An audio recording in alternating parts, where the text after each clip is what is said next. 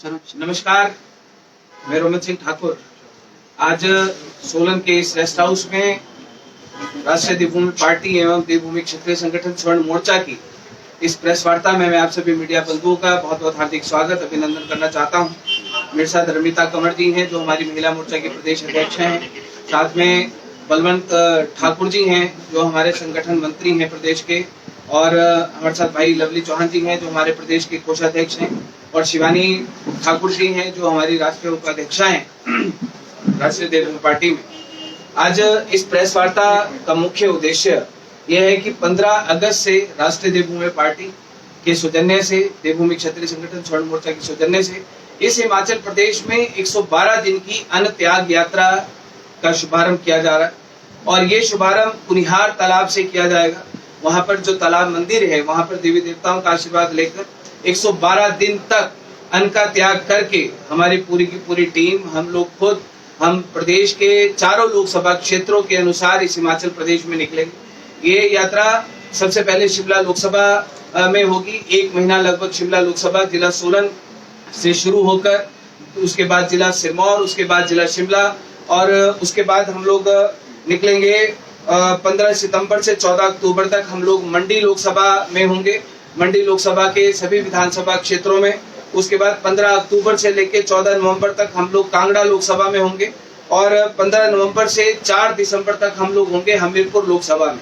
5 दिसंबर को इस अन्न त्याग यात्रा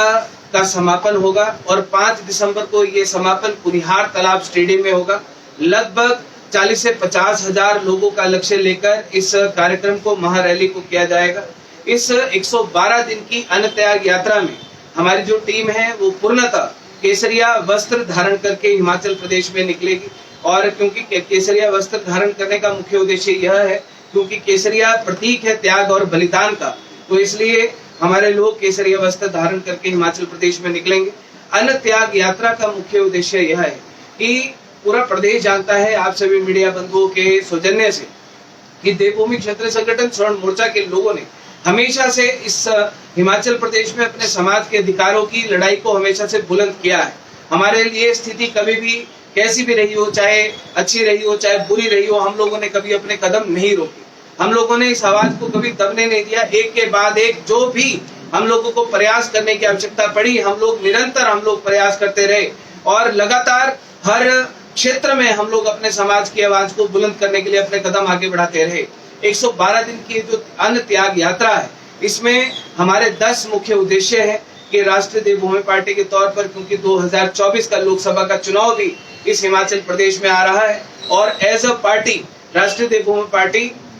2024 में लोकसभा का चुनाव इस हिमाचल प्रदेश में चारों सीटों के ऊपर लड़ेगी। और मुख्य उद्देश्य, जिन उद्देश्यों को लेकर देवभूमि क्षेत्रीय संगठन स्वर्ण मोर्चा के माध्यम से ही राष्ट्रीय देवभूमि पार्टी का गठन किया गया है इस हिमाचल प्रदेश में, और जिन मुद्दों को लेकर हम लोग ये प्रेस वार्ता, हम लोग ये यात्रा करने के लिए जा रहे हैं, इसमें सबसे पहला जो हमारा मुद्दा है वो है समानता का अधिकार, राइट टू इक्वालिटी। क्योंकि हमारा मानना है कि सभी को एक बराबर अधिकार इस हिमाचल प्रदेश में मिलने चाहिए, बिना किसी जाति के अधिकार सबको बराबर मिलने चाहिए। दूसरा हमारा मुद्दा है कि जिस मुद्दे को लेकर जहां पर एक वर्ग की बात आती है, उस वर्ग के नेता भी कभी उस विषय के ऊपर कभी बात नहीं करते, लेकिन इस यात्रा के माध्यम से हम लोग इस मुद्दे के ऊपर आवाज बुलंद करेंगे। और ये मुद्दा है अनुसूचित जाति वर्ग में क्रीमीलेयर व्यवस्था को लागू करना। जिस प्रकार से अन्य वर्गों में क्रीमीलेयर व्यवस्था है कि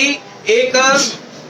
इनकम के बाद वो लोग आरक्षण की सीमा से वो बाहर हो जाते हैं, लेकिन जो अनुसूचित जाति वर्ग है उसमें जनरेशन टू जनरेशन जो आरक्षण का लाभ मिलता है। हमारा ये मानना है कि उनके लिए क्रीमीलेयर व्यवस्था लागू होनी चाहिए। 8 लाख से ऊपर इनकम जाने के बाद उन लोगों को आरक्षण की सीमा से बाहर करना चाहिए, और उनकी जगह जो गरीब परिवार उन्हीं के वर्ग के हैं उनको वो लाभ, उन परिवारों को, उन बच्चों को, उन युवाओं को, चाहे उनके कर्मचारी हैं, उनको वो लाभ मिलना चाहिए। तीसरा हमारा मुद्दा है लोकसभा की, जहां पर बात आती है कि जब हमारी पार्टी इस हिमाचल प्रदेश में चुनाव लड़ने के लिए जा रही है, तो तीसरा हमारा मुद्दा है एट्रोसिटी SC/ST एक्ट में संशोधन। आज हिमाचल प्रदेश की स्थिति यह है कि हर गांव में, हर गली में, हर शहर में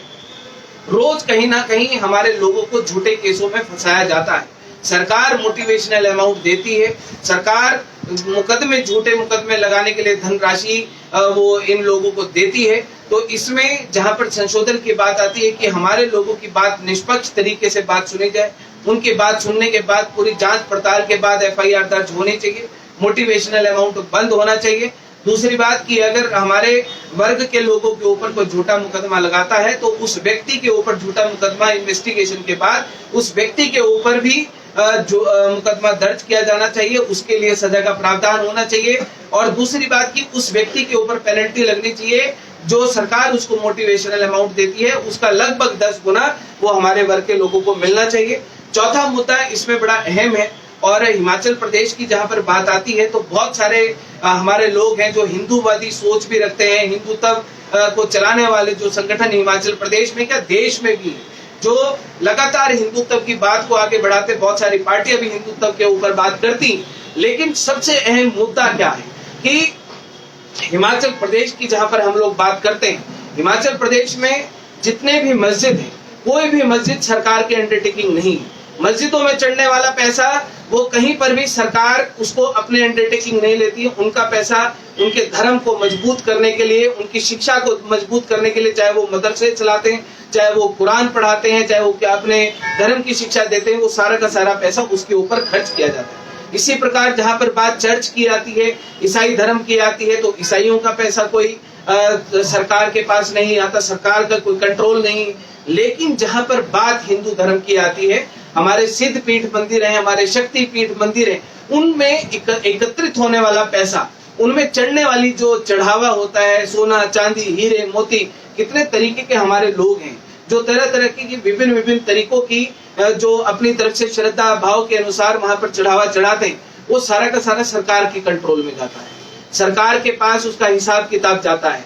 कहीं पर भी जहां पर बात हमारे धर्म के लोगों की आती है, हिंदू धर्म को, सनातन धर्म को मजबूत करने के लिए कहीं पर भी 1% भी हिंदू मंदिरों का पैसा खर्च नहीं किया जाता। आज जहां पर अन्य धर्म, जहां पर वो अपने धर्म की शिक्षा देते हैं, तो आज हमारे बच्चों के लिए, चाहे अगर हमारे बच्चों ने हमारे धर्म ग्रंथ की अगर उनको शिक्षा देनी हो, हमारे उपनिषदों की शिक्षा उनको देनी हो, श्रीमद् भागवत गीता की शिक्षा उनको देनी हो, जहां पर एक प्रावधान पहले गुरुकुल शिक्षा विद्यालयों का होता था जो बंद कर दिया गया था, और सारे के सारे जो हमारे बड़े मंदिर थे वो सरकार के अंडरटेकिंग में दे दिए गए। हमारी पार्टी और हमारा संगठन इस बात को लेकर आगे बढ़ेगा कि इस हिमाचल प्रदेश की जहां पर बात है, जितने भी सिद्ध पीठ हैं, शक्ति पीठ हैं, उनको सरकार के कंट्रोल से बाहर किया जाए। और ये जो कंट्रोल है हमारे हिमाचल प्रदेश में, जो हमारे धर्म गुरु हैं, हमारे महामंडलेश्वर है, शंकराचार्य हैं, उनके अधीन एक कमेटी बनाकर ये अधिकार उनको दिया जाए, और इस मंदिर में चढ़ने वाले चढ़ावे से ये सरकार की ऐश परस्ती या इन अधिकारियों की ऐश परस्ती के लिए ये पैसा खर्च नहीं होना चाहिए। हमारे सनातन धर्म को हमारे गुरुकुल शिक्षा विद्यालय हिमाचल प्रदेश में खुले। हमारे जो सरकार से बात, हमारे बहुत सारे लोग,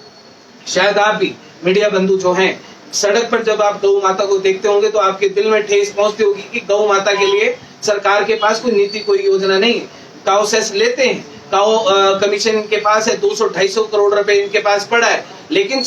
गौ माता के लिए, काउ शेड्स बनाने के लिए कभी भी पैसा खर्च नहीं किया जाता। हमारे जो सिद्ध पीठ है, शक्ति पीठ है, हमारा धर्म का मामला है, हमारी आस्था का मामला है। गौ माता हमारी को हम माता का दर्जा जब अपने धर्म में देते हैं, तो उन मंदिरों के पैसे से जो हमारे गौ सदन है उनका निर्माण हो, हमारे सनातन धर्म को मजबूती देने का काम हो, गुरुकुल शिक्षा केंद्र, गुरुकुल शिक्षा विद्यालय बनाने का काम हो, और दूसरा कि हमारे जो हिंदू गरीब परिवार हैं उनकी सहायता करने के लिए, जैसे अन्य धर्म अपने पैसों से सहायता करते हैं, वैसे हमारे मंदिरों का पैसा हमारे धर्म के लोगों की सहायता करने के लिए प्रयोग में खर्च किया जाना चाहिए। इस मांग को लेकर हमारी पार्टी और हमारा संगठन आगे बढ़ेगा।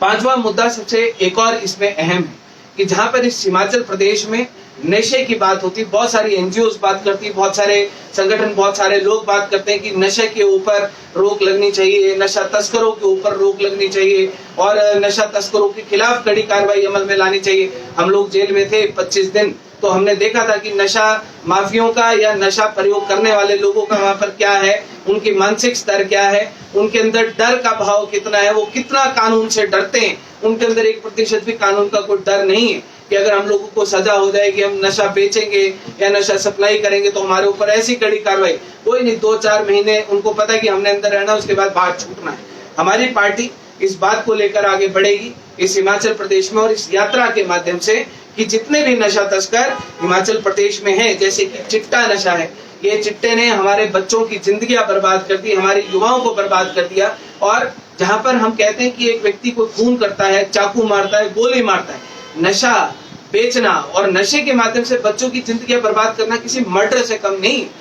जहां पर खून करने के वाले के ऊपर धारा 302 आईपीसी लगती है, तो एक नशा बेचने के वाले के ऊपर धारा 302 के ऊपर कार्रवाई और उसके ऊपर मुकदमा दर्ज करके उसको आजीवन कारावास की सजा क्यों नहीं दी जा सकती। हमने इस बात को लेकर हमने संकल्प लिया है कि इस बात को लेकर हम आगे बढ़ेंगे, कि हमारी पार्टी इस बात को लेकर आगे बढ़ेगी, हमारा संगठन इस बात को आगे लेकर बढ़ेगा कि नशा तस्करों के खिलाफ धारा 302 आईपीसी के तहत मुकदमा दर्ज कराकर उनको आजीवन कारावास की सजा और जहां पर पॉसिबल होगा वहां पर फांसी की सजा की मांग हम लोग इस हिमाचल प्रदेश में उठाएंगे। और जो नशा तस्कर है, जिन्होंने अपने नशे के पैसों से अपनी संपत्ति को अर्जित किया है, अपनी कोठियां खड़ी की है, महंगी महंगी गाड़ियां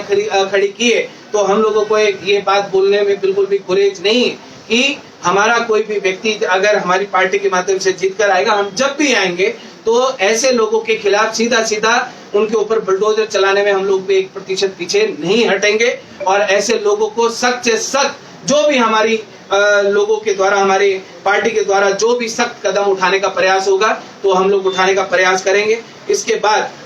जो छठा हमारा अहम मुद्दा है, वो छठा हमारा अहम मुद्दा है कि इस हिमाचल प्रदेश में महिला वर्ग, महिला सशक्तिकरण की बात बड़े मजबूती के साथ उठाई जाती है, बड़े जोर देकर उठाई जाती है। बहुत सारी एनजीओस हैं, बहुत सारे संगठन हैं, इवन महिला आयोग तक बने हैं। सरकारें अपनी हर बात में महिला सशक्तिकरण की बातें उठाती हैं कि महिला सशक्तिकरण को मजबूत किया जाना चाहिए, लेकिन हमारा ये मानना है, उसके साथ में हमारे संगठन, हमारी पार्टी का बात मानना है कि इस हिमाचल प्रदेश में क्या पूरे के पूरे देश में हमने ऐसे बहुत सारे केस देखे हैं, चाहे वो आप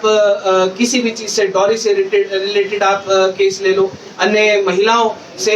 रिलेटेड आप जो केस ले लो, कि हमारे लोगों के ऊपर, पुरुष वर्ग के ऊपर कई बार उनको इतना पीड़ित प्रताड़ित किया जाता है, उनके ऊपर झूठे मुकदमे बनाए जाते हैं कि उनकी बात सुनने तक का कहीं पर प्रावधान नहीं है। उन लोगों को जेलों में भेज दिया जाता है, कई मुकदमे उनके ऊपर लगा दिए जाते हैं, वो सड़कों पर रोते बिलखते हैं, कहीं पर फांसी की मांग करते हैं, कहीं पर इच्छा मृत्यु की मांग करते हैं, लेकिन सरकार के पास, प्रशासन के पास उनकी सुनवाई का कोई भी प्रावधान नहीं है। तो हमारी पार्टी और हमारा संगठन इस बात को लेकर आगे बढ़ेगा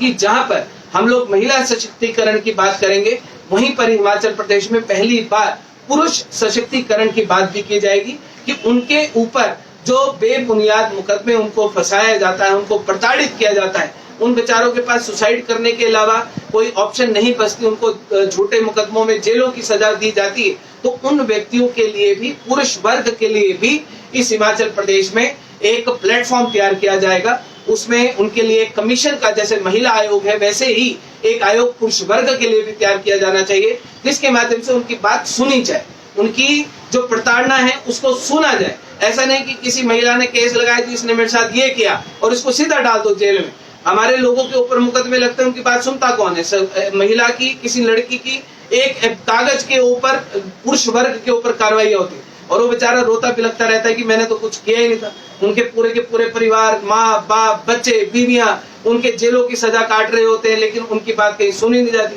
बात तब सुनी जाती है जब मुकदमे चलते हैं कोर्ट में और जज बोलते हैं कि नहीं, ये बिल्कुल निर्दोष है, और तब तक उस व्यक्ति की जिंदगी बर्बाद हो चुकी होती। तो पुरुष वर्ग की सशक्तिकरण को लेकर हमारी पार्टी, हमारा संगठन इस यात्रा के माध्यम से हम लोग आवाज बुलंद करेंगे। और इसके बाद जो अगला मुद्दा हमारा जो है, वो मुद्दा है कि अभी हमने हिमाचल प्रदेश में देखा कि प्राकृतिक आपदा के कारण हिमाचल प्रदेश में जगह जगह नुकसान हुए, कईयों की जिंदगियां बर्बाद हो गई, फसलें बर्बाद हो गई। उनके एक आदमी अब सोलन में शामते में हुआ था, एक व्यक्ति अपनी पूरी जिंदगी भर की पूंजी लगाकर अपना मकान बनाता है, अपने उनका जिंदगी का सपना होता है कि वो अपने जिंदगी में अपना घर बनाए। कईयों की जमीनें खत्म हो जाती है, कईयों के घर बर्बाद हो जाते हैं, और कई जगह हिमाचल प्रदेश में ऐसा हुआ। सरकार आकलन लगा रही है, सरकार बोल रही है 800 करोड़ का नुकसान हुआ, कहीं 250 करोड़ का नुकसान हुआ, इस विभाग को 300 करोड़ का नुकसान हुआ, लेकिन जिन लोगों ने अपना सब कुछ बर्बाद कर दिया, उनके सामने सामने उनके घर टूट गए, उनके घर खत्म हो गए, उनके बारे में आकलन कौन लगाए? किसी का अगर 20 लाख रुपए का घर खत्म हुआ,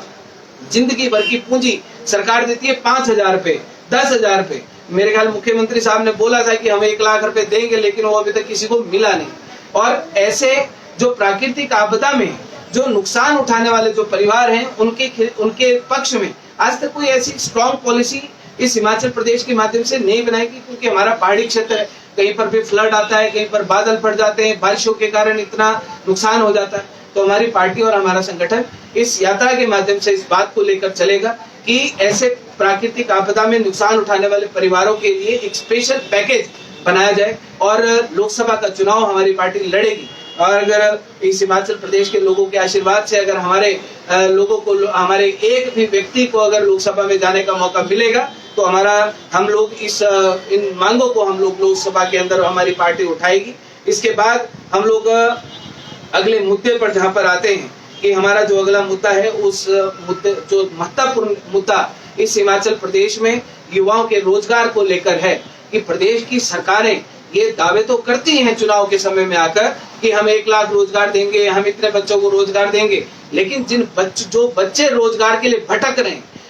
मेरे ख्याल कम से कम 20 से 25 पोस्ट कोड ऐसे हैं जिन्होंने एग्जाम दिए, उनके रिजल्ट अभी तक सरकार नहीं निकाल पाई। शिमला सचिवालय के विधानसभा के बाहर वो युवा साथी जाते हैं, वहां पर रोते हैं, बिलखते हैं, और कई हमने तो आप मीडिया के माध्यम से देखा है कि कई युवा साथी इच्छा मृत्यु तक की मांग इस हिमाचल प्रदेश में करने लग गए। इससे बड़ी बेशर्मी वाली बात और निंदनीय बात हमारे लिए कोई नहीं हो सकती कि हमारे इस प्रदेश का युवा अपने भविष्य को लेकर, अपने रोजगार को लेकर वो इन प्रदेश सरकारों के नेताओं के सामने इच्छा मृत्यु तक की मांग करने लग जाए। इन लोगों ने हमेशा से, चाहे भाजपा चाहे कांग्रेस, इन लोगों ने हमेशा से अपने वोट बैंक के लिए झूठे वायदे प्रदेश की जनता के साथ, प्रदेश के युवाओं के साथ किए। प्रदेश के युवाओं के साथ इन्होंने खिलवाड़ किया है। लेकिन जहां पर बात राष्ट्रीय देवभूमि पार्टी, देवभूमि क्षत्रिय संगठन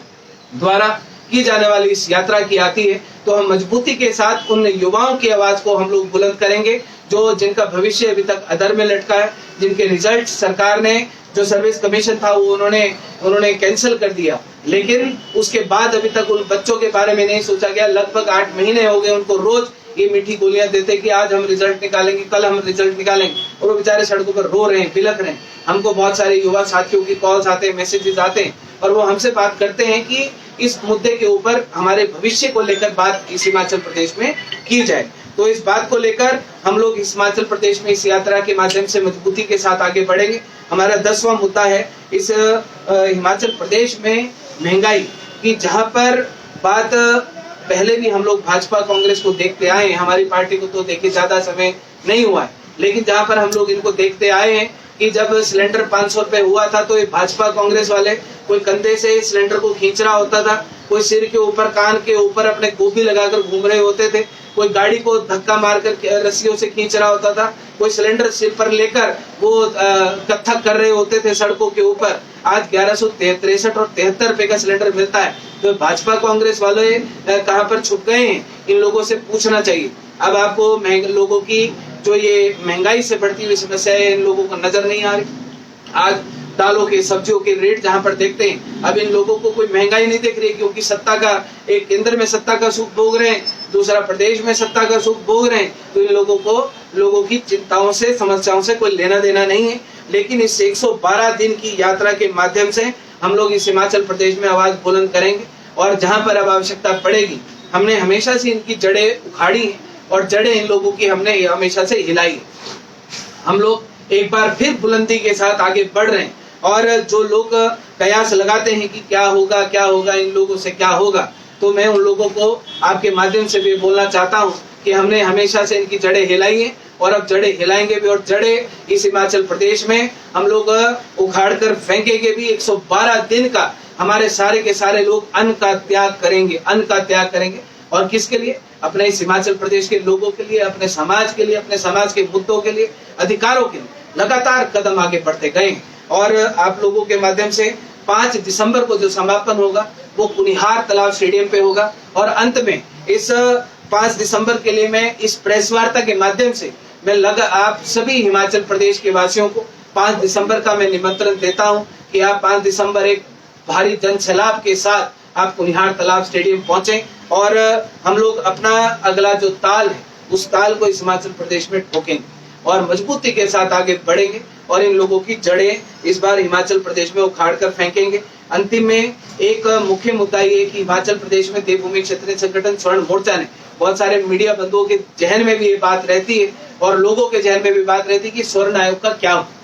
प्रदेश के मुख्यमंत्री को भी हमने 16 मार्च को हमने दिया था कि स्वर्ण आयोग हिमाचल प्रदेश में बनाया जाए और उसको लेकर जो भी जरूरी कागजात हैं वो हम लोग प्रदेश की सरकार को सौंप चुके। प्रदेश के मुख्यमंत्री ने 6 महीने मांगे थे, 16 सितंबर को 6 महीने का समय पूरा हो रहा है। हमारी 15 अगस्त से यात्रा शुरू हो रही और 16 सितंबर का समय प्रदेश सरकार के पास है, ये बनाए। अगर नहीं बनाते, अगर इसके बारे में अगर नहीं सोचते, क्योंकि हमारे बच्चों की इन्होंने भी वर्दियां छीन ली, स्कूल के बैग छीन लिए जो जनरल कैटेगरी वाले हैं और दूसरे वर्ग के बच्चों को नीतियां योजनाएं बनाते हुए इनको सोचने की जरूरत नहीं पड़ती। हमारे बच्चों की वर्दियां छीनने के लिए इनको 1 सेकंड नहीं लगता। आयोग बनाने की जहां पर बात आती है तो इन भाजपा कांग्रेस वालों को किसी को 1 साल चाहिए, किसी को 6 महीने चाहिए, किसी को 3 महीने चाहिए। लेकिन 16 सितंबर का आखिरी समय, बहुत सारे लोग ये कहते हैं कि देवभूमि क्षेत्रीय संगठन वाले कांग्रेस की सरकार के समय पे चुप हो गए, शांत हो गए, कोई विरोध नहीं हो रहा है, कोई प्रदर्शन नहीं हो रहा है, भाजपा के समय में विरोध प्रदर्शन चले। तो मैं आप लोगों को इस सोलन मीडिया के माध्यम से मैं ये बात पूरे हिमाचल प्रदेश के लोगों को मैं कहना चाहता हूँ कि इन लोगों को हमने समय दिया, जो इन्होंने हमसे मांगा हमने दिया। भाजपा को हमने सिर्फ ट्रेलर दिखाया था, ट्रेलर। कांग्रेस की सरकार आई है तो कांग्रेस को पूरी की पूरी पिक्चर अभी हम लोग दिखाएंगे। ट्रेलर के बाद फिल्म बनने में थोड़ा सा समय लगता है, वो समय हम लोगों को भी लगा। कहीं पर कुछ करना है, कहीं पर कुछ करना है। तो ये जो सरकार सत्ताधीन सरकार है, इन सत्ताधीन सरकार को फिल्म दिखाने में हम लोग 1% गुरेज नहीं करेंगे। आप लोग अपना जोश और अपना जो दम है वैसे का वैसा बरकरार रखें और अंत में जितने भी हमारे अभी पुलिस कर्मी शहीद हुए हैं और हमारे और लोग भी इसमें भी कई एक्सीडेंट्स में जो मारे गए, उन लोगों को मैं इस प्रेस वार्ता के माध्यम से अपने संगठन और पार्टी के माध्यम से मैं श्रद्धांजलि अर्पित करना चाहता हूं और उनके परिवार के लिए हम लोग संवेदना प्रकट करते हैं। बहुत बहुत रवि जी, जो 112 दिन की यात्रा आपकी शुरू होगी 15 अगस्त, तो उससे लोकसभा चुनाव की पृष्ठभूमि को तैयार किया जा रहा है? जी देखिए, सीधे तौर पे मैं आपको कोई हम लोग घुमावदार बात नहीं करेंगे क्योंकि 112 दिन की यात्रा है और राष्ट्रीय देवभूमि पार्टी के माध्यम से और देवभूमि क्षत्रिय संगठन स्वर्ण मोर्चा के माध्यम से किया जा रहा है। लोकसभा का चुनाव हम लोग लड़ेंगे और 112 दिन अपने मुद्दों को लेकर हम लोग हिमाचल प्रदेश में आगे बढ़ेंगे और हिमाचल, क्योंकि बहुत सारे आपने जो मुद्दे हमने आपके समक्ष रखे हैं, हिमाचल प्रदेश की आज क्या स्थिति है क्या स्थिति नहीं, हम लोगों ने पहले भी अपने लोगों को अवेयर करने में कोई कमी अपनी तरफ से बाकी नहीं छोड़ी। 112 दिन और हम लोग केसरिया वस्त्र धारण करके, आप हमें किसी और वस्त्र में किसी और रंग में नहीं देखेंगे। आप 112 दिन हमें सिर्फ और सिर्फ केसरिया रंग में देखेंगे। त्याग और बलिदान का प्रतीक है केसरिया रंग, वही पहनकर हम लोग अपने लोगों के बीच में निकल रहे हैं। और पृष्ठभूमि आप मान सकते हैं क्योंकि हिमाचल प्रदेश में बहुत हो चुका, भाजपा कांग्रेस के झूठे वादे बहुत हो चुके। अब राष्ट्रीय देवभूमि पार्टी, जहां पर लोग कहते हैं कि हिमाचल प्रदेश में तीसरे विकल्प का कोई स्थान नहीं है, लेकिन आपके माध्यम से मैं वादा करना चाहता हूं, जो लोग ये बोलते हैं, जो लोग ये सोचते हैं कि हिमाचल प्रदेश में तीसरे विकल्प का कोई स्थान नहीं है, तो हिमाचल प्रदेश में शूलिनी माता की धरती पर हम लोग बैठे और शूलिनी माता के मंदिर के सामने बैठे हैं। इस हिमाचल प्रदेश में राष्ट्रीय देवभूमि पार्टी को तीसरा विकल्प हम लोग बनाकर ही छोड़ेंगे। हम लोगों को जो मर्जी त्याग और बलिदान इस हिमाचल प्रदेश में करना। आपके इस यात्रा में सिर्फ हिमाचल के ही आपके स्वर्ण मोर्चा के देवभूमि क्षत्रिय संगठन के लोग शामिल होंगे या बाहरी राज्यों से भी जो आपसे लोग जुड़े हैं वो आएंगे? 112 दिन की यात्रा है, बहुत सारे लोग कंटिन्यू चलेंगे। हमारे हिमाचल प्रदेश के लोग भी, कई लोग कोई 5 दिन लगाने आएगा, कोई 10 दिन लगाने आएगा, कोई 2 दिन लगाने आएगा। अपने समय के अनुसार लोग आते जाएंगे, जाते जाएंगे। और जहां पर अन्य राज्यों की बात आती है, अन्य राज्यों से बहुत सारे हमारे लोग हैं जो अपने अपने राज्यों का नेतृत्व कर रहे हैं, उस यात्रा का हिस्सा बनेंगे अपने अपने समय के अनुसार। क्योंकि 112 दिन का समय लगभग आप मान के चले 4 महीने का, हमारी खुद की घर वापसी 4 महीने बाद है और एक 4 महीने के समय में बहुत सारे लोग आएंगे, जुड़ेंगे, जाएंगे, आते रहेंगे, जाते रहेंगे। और बहुत बड़े स्तर पर इस अन्न त्याग यात्रा को हिमाचल प्रदेश में हम लोग करने वाले हैं और मुझे लगता है कि अनूठी पहल है। और जहां पर लोग ये बोलते हैं कि क्या खाएंगे क्या पिएंगे, सिर्फ और सिर्फ हम लोग सिर्फ फल खाएंगे, फल के अलावा हम लोग कोई और चीज हम लोग ग्रहण नहीं करेंगे किसी भी तरीके से। यात्रा तो आपकी ठीक है, इतनी बड़ी त्रासदी पूरे प्रदेश में है। देवभूमि क्षत्रिय संगठन और मोर्चा का क्या इसमें योगदान रहा है और क्या मदद की, कैसे? जो अभी आपदा आई, मनाली में नुकसान हुआ, और अभी हम लोग खुद गए थे, मनाली गए थे, मंडी गए थे, और वहाँ के जो बाढ़ पीड़ित जो लोग थे उन परिवारों से हम लोग मिले भी। वहाँ पर जहाँ जहाँ नुकसान हुआ वहाँ पर हम लोगों ने जाकर जायजा भी लिया, देखा भी। लेकिन एक बात सीधे तौर पे कि हम अपनी तरफ से जाकर हमें घोषणा नहीं कर सकते कि हम उन परिवारों के लिए क्या करेंगे, लेकिन एज ए संगठन और एक एज ए